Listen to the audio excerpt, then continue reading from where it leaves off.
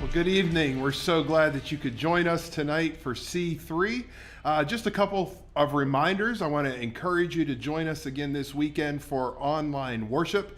Don't forget, we got our community groups going. We want to invite you to invite some friends or neighbors over to watch worship with you. You can click on the community group button on our website, and you can receive questions that would be available to go over from the sermon. It's a great opportunity to connect and to minister together with your friends and your neighbors. Don't forget to keep checking back to our anti-racism page for important information as we help continue to dismantle racism in our world. And of course, we got our Christ groups. We are excited about the small group ministry here at the church, and you can click on the Christ group button and also invite people or say you want to join a Christ group and receive resources there as well for your Christ groups. So there's a lot going on, and we want to encourage you to stay connected with us in all that we are doing. Now tonight, on Wednesdays, we really try hard to have somebody to interview and to participate with us. Last week, we got to introduce Pastor Diane to you. Tonight, I have an opportunity to interview Pastor Larry Hamitsky.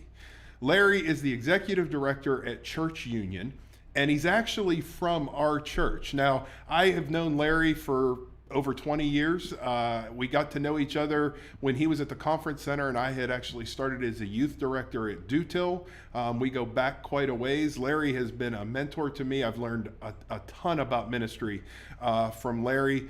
He is gracious with his time. He's gracious with the work that he does, and he's willing to share those gifts with others, which has helped me become a better pastor, and I am able to do what I do because of the work that Larry has put into me. So it's an honor and a privilege to be able to interview Larry tonight, and I'm blessed that he's willing to join us. And I want to welcome you, Larry, to C3 and welcome you back to Christ Church. That's really nice of you, Chris, and thanks for your kind words. I'm really sorry the other people that you wanted to interview couldn't make it tonight, so I'm glad to fill in as plan B or C. When the music was playing, man, I got to tell you, it was, I think it was 1968. Don't quote me on the year, but I'm pretty close. I happened to be the first one that was asked to play guitar in the church. We had a little band with the youth choir, and man, they were concerned about, the response to this new thing happening in worship.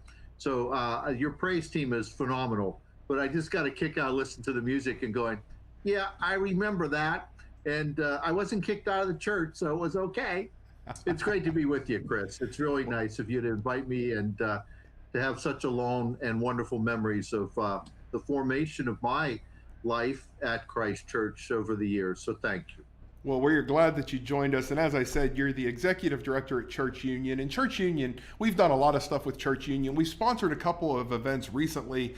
We did Under the Overpass, which was an event about how the homeless are treated in America. We did Tolerance is Not Enough, where we brought in Rabbi Ingbar and we talked about how we just can't put up with the hate. And Church Union helped support us in both of those events and sponsored those with us. But I think there's probably a lot of people that may not even realize what Church Union is and what Church Union does. So as executive director of Church Union, can you give us a little background on what Church Union actually is? Well, this past year, 2019, was actually the 125th year anniversary of Church Union.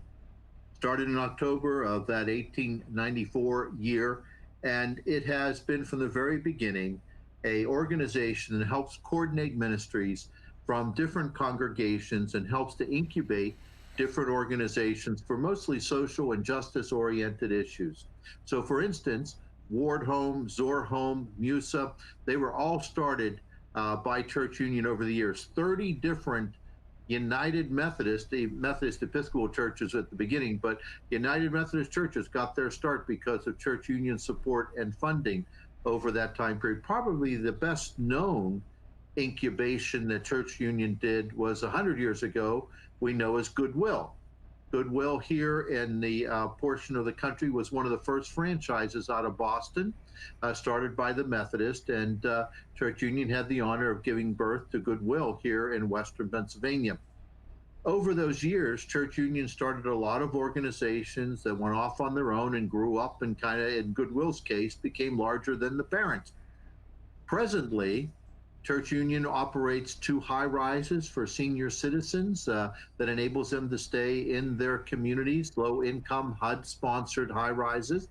We also Network, which is a large summer feeding program for children in areas of poverty, a reading and mentoring program throughout the school year. Now in 4 school districts, we're reading in 10 different elementary schools to help children with their literary abilities, and have made a substantial impact into a number of children's lives. We provide scholarships for young people, mostly young people of color who have not had the opportunity to attend ongoing education, college in this case, and trade schools. We also provide Daily Bread, which is to assist our neighbors who happen to be homeless with warm nutritional meals 3 times a week. We also assist with Bethany House Ministries, which is located in Northview Heights, one of the most impoverished areas of Allegheny County. And we also assist with a number of other programs that have developed over the past 30, 40 years at this point. So there's so much more, Chris, to share. But that gives you a Reader's Digest version when people ask, what is Church Union? And there's now over 30 congregations that assist the Church Union ministries. But I have to tell you up front, your congregation, Christ Church in Bethel Park, is our biggest sponsor, has supported us at a level that no one else has even come close to. So it's nice to be with you tonight and have a big way of saying thank you. Well, we are blessed to be able to partner with you in a variety of areas, and you mentioned a whole bunch, and we're going to hit on a couple of those. Before we came on live tonight, we were talking about the reading program, Manchester Reading, and we got some Manchester reading volunteers here at the church that go up diligently and read with kids. And you were giving a little background to how that actually started and what it has grown into. And if you would just take a minute to go a little bit more in detail about that Manchester Reading program, because we have people here that are connected to that. You have a lot of people, you have multiple teams. And one of those teams has been in that ministry for 10 years. When I arrived here 12 years ago, one of the things I did was went to different organizations and just asked one question: what do you need? When I went into the Manchester Elementary School, the principal, I'll never forget, because I went to more than one school, most of the principals would not take time to talk with me. And Teresa Cherry came out and said hi, and I said, I'm a new pastor and I just wanted to know what you needed to school. And she looked at me kind of funny, this is a little unusual.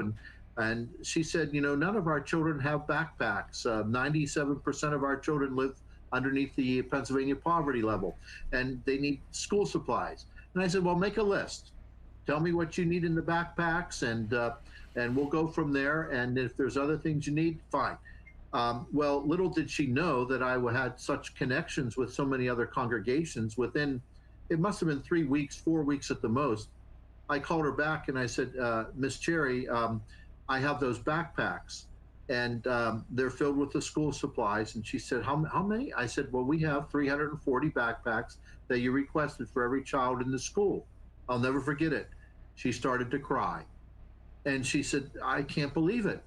And so we delivered the backpacks that day. We actually had them blessed on the altar the Sunday before for the children's protection and care. And then the conversation got real, because she knew that I meant what we had said, that we were there to help and be a partner. And then she said, many of our children need help reading. 4 people at Calvary and myself started. Every week we read with 10 children, 5 for 30 minutes, 5 more for 30 minutes. And that led to today over 150 volunteers reading in 4 school districts and 10 different elementary schools. We don't even know how many hundreds, maybe thousands of children have been helped in the last decade to improve their literary skills. And the test scores of those children prove that there's sometimes a double-digit improvement because of just reading with a child for 30 minutes, one-on-one. It's really, and then we learned that some of the children didn't see well, And so we brought in a team to help with eyeglasses, and 66 children at Manchester that first year needed eyeglasses, and they all got eyeglasses for free. And then we learned, Chris, that some of the schools couldn't afford to take their children on field trips. So we began to coordinate. Now we have endowments. This past year, 6 elementary schools in Allegheny County took their children on field trips, whether it's the zoo or the Carnegie Museum or the Children's Museum or the Science Center, because they do not have PTAs or PTOs to help raise extra funds to do just that. It's been an amazing journey, and just that one example, whenever you take time to ask the question, what do you need? Sure, sure. It's so important, and church unions able to equip multiple churches, obviously, to get plugged into the different ministries, which is a wonderful thing, and we are grateful to be partners there. We were also talking about a group that was there today, actually doing some building and some mission work. I believe with maybe Bethany House and doing some work That's there, right, Chris. and Yep. there is even an opportunity for more to come over the rest of the summer as you're getting that up and running as well, right? Exactly. In fact, the team that came today in-house here at Church Union, we call them the A-Team. There used to be a program on program called the A-Team. Well, this is the A-Team. They started 10 years ago with the reading program, and faithfully have expanded. There's now 2-3 teams from Christ Church. I've lost track, Chris, to be honest. Sure. But they have been our go-to team every time we wanted to expand or do something new or different. They're now reading with over half the school. I mean, and your people, well, a couple of Peggy Osborne and Sue Irwin and others, I just don't want to lift, but those two have been key players in the development of this. They actually came today because we want to go through the Bethany House ministry and retool and upgrade its ability to reach more children in Northview Heights. And who did we call? You know, the A-Team. And so Christ Church has been an intricate part of that ministry from the very beginning, Chris. And the people that have been involved, I know personally, have felt the warmth by personally participating and building a partnership with children. And I have to say, right now, when you see so much racial unrest in this country, that this is a very specific act of volunteerism that will impact a child of color for their entire lives in a positive way, that shows that there is people of other colors, there are people that care and who do not want to participate in the white privilege or racism, and are looking for ways to solve those issues in a long-term relationship, in a long-term way. And, you know, Christ Church deserves a lot of thanks. Thank you. You know, you are welcome, and we hope to continue partnerships in a lot of levels. Gina Mar Simmons, who is our Director of Missions and Outreach, and is also on the board at Church Union as well. I know she does a lot with Daily Bread. I know she organizes a lot of folks here doing Daily Bread, and you had mentioned Daily Bread earlier, and the ministry that it provides and the meals that they provide. And I know we have a lot of folks in our church that have been a part of Daily Bread, cooking the meals, bringing the meals, serving the meals. Now they're meals to go because of COVID-19 and all that kind of stuff. So if you could give us a little bit more background on Daily Bread and the work that it does, that would be wonderful. Snapshot. Daily Bread provides between 15,000 and 16,000 meals every year, Chris. I mean, that's substantial.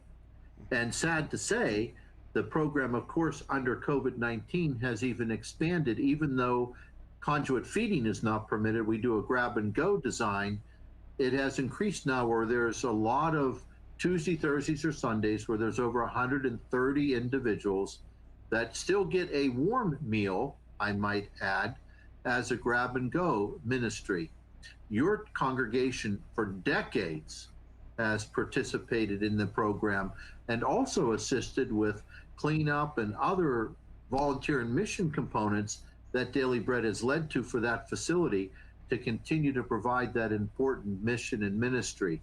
One of the unique things about that ministry today, even in the grab and go format, was capsulized by a response from one of the recipients. One of our clients said that this is the only place he gets a meal where the food is served without fear.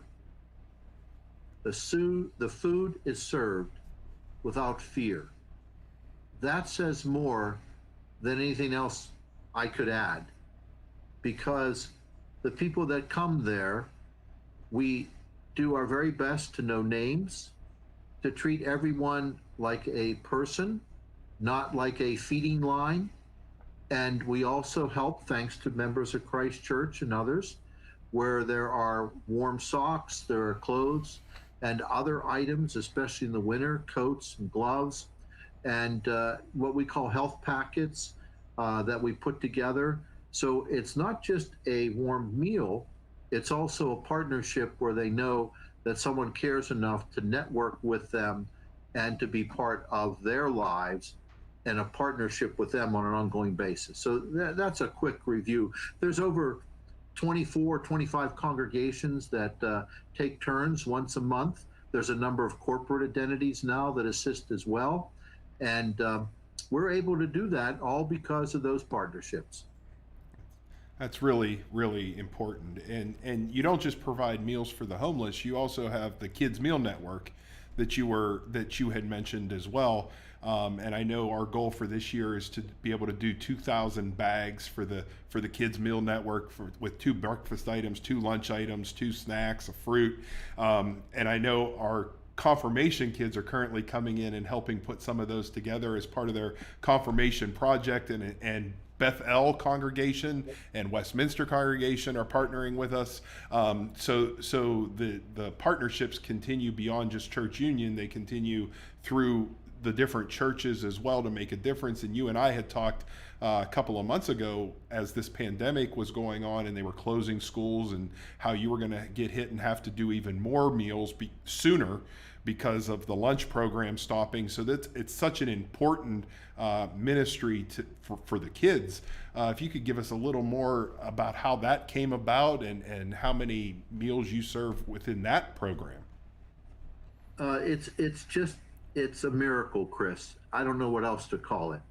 I think back, it's probably 8 years now, whenever the Southwest Food Partnership we began, and the Pittsburgh Food Bank, where at that point in time, we kind of stumbled on the fact that there were poverty pockets in Allegheny County where children in the summertime were not receiving nutritional meals because the schools were closed. And so we stepped up and said we would try to provide 4 sites that first summer. We thought it was a big deal because we had provided like 3,000 meals that first summer, and we thought that was a big thing. Well, this past summer, we had 20 sites. We provided 1,000 to 1,200 meals a day in multiple places in Allegheny County, 1 or 2 in Armstrong County, and 1 and 2 Westmoreland County. This year, we're already expanding to 22, maybe 24 locations. 6 or 7 of them have already started in the May month, whenever we usually would start in the second week of June. And some of our funders have already come to the table and provided more dollars because they knew that we'd have to start earlier. We also partnered with the Pittsburgh Public Schools to provide locations where schools were not able to be open because of COVID-19 or concerns of health in those schools. We opened alternative sites. So our Emmanuel site, which is in the Elliott area, has provided hundreds of meals every week. Some Fridays, 500 to 600 meals that day alone has gone out from that site. And I need to give a shout out to Eaton Park. Eaton Park has provided on Fridays extra meals for the weekends for the children as well, because our partnerships are not only with churches, but a number of corporate identities have come to the table literally Star Kiss Tuna, the Buell Foundation, the Pittsburgh Foundation, the Bear Company, all have assisted for years now to provide those meals in the Kids Meal Network. Christ Church, the grab and go that you were speaking of, Chris, for years has helped provide those grab and go backpacks, if you will, for weekends and for others. Not to mention volunteers coming to the Kid Meal Network sites, sometimes to help with the serving, but sometimes to provide activities, because our children in many of those communities do not have other things to do.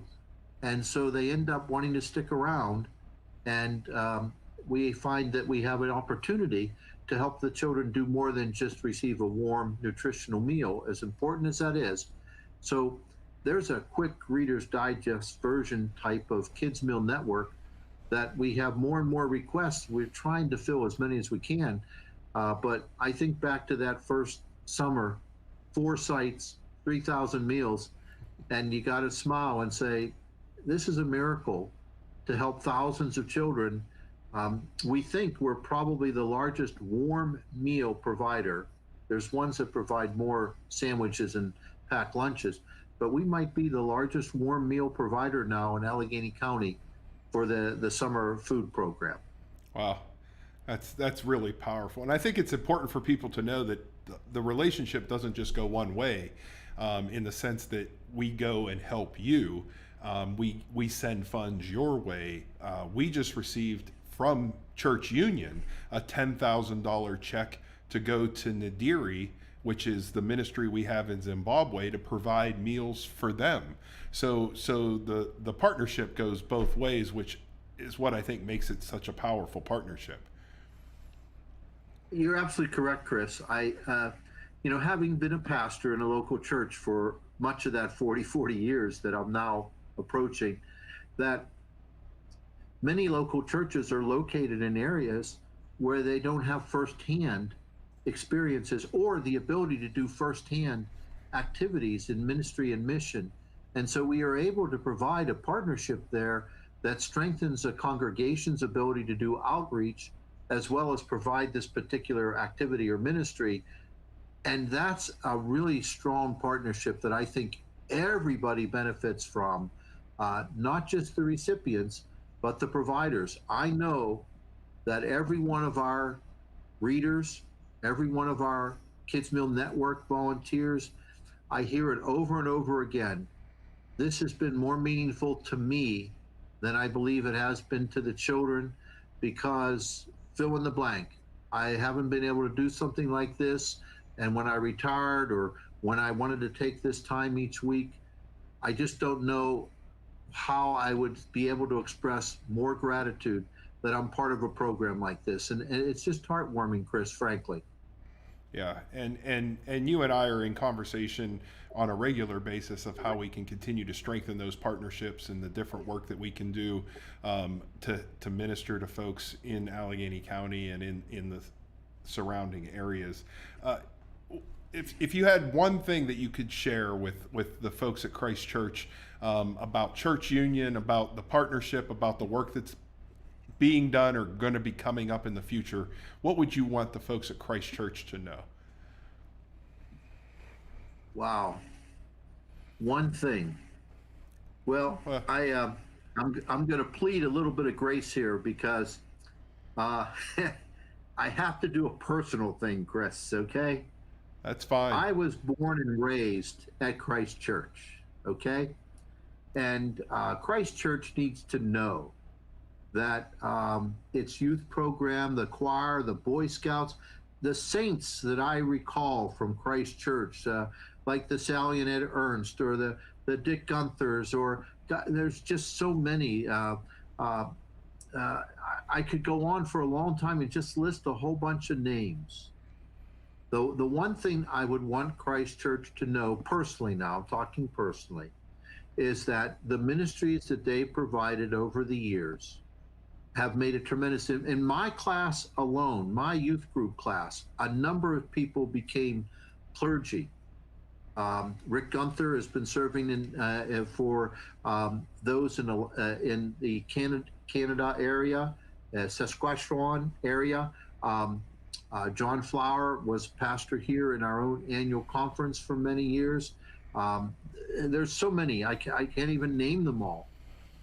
And I think Christ Church needs to know that their ministries, the youth choir at that time, the Boy Scout, it made a substantial impact in my life and in my wife's life. When confirmation classes would meet at the conference center, and I was running all that when you were the youth pastor to Till, I would gather the kids and I'd say, now be careful, look to your left and look to your right, because I want you all to know that confirmation class is where I met my wife. Things got real quiet then. But Chris, the one thing I'd want to communicate is that a big thank you to all the people of Christ Church who helped sponsor us when we were young and made a difference in our lives. The other thing I would say, moving forward, as far as Church Union goes and Christ Church, is that the only thing I could add to all of the stuff we talked about, which is just part of the things that we're doing, there's so much more, but I know we only have so much time on this show, is that the future, as dark as it might look sometimes in our world and in our society, with the conflicts, with the divisions, and with the political atmosphere and all of the ills of our society, the Methodist movement, and that's the language I like to use, the Methodist movement from its very creation has always been adapting and responding and finding the next right answer. And so my prayerful hope and my one thing is that we will never stop partnering together to do just that. What's the next right answer? And I think that answer always means that we work together. And so, Chris, to me, as dark as it might seem to some, and rightly so, perhaps in the circumstances we find ourselves in today, I see the Methodist movement as one of the responses that we can faithfully continue to shape and make a difference in this world in the name of Christ and in the name of the ministry of Christianity, in cooperation with so many others. That to me is the one thing that I hope we do not lose focus of. Amen to that. Well, Larry, I want to thank you for being a part of C3 tonight. I look forward to having you back in the future and talking about the new partnerships and the new work that we're doing together as we continue to make a difference in our communities and where we are in all that we do as we show and share the love of Christ with as many people as we possibly can. That's why we both got into ministry in the first place, and that's what we try to do in many new and unique ways. So thank you very much for joining us, and we wish you nothing but the best. We will continue to be partners and in prayer and in resources and in people. For those of you that have joined us tonight, thank you for being on. We are glad that you joined us. We hope you learned something about one of our mission partners, and we encourage you to check back on Friday morning as we spend some time centering ourselves and asking God for where He wants us to go. So thank you for joining us tonight. Have a great night, and we'll see you on Friday.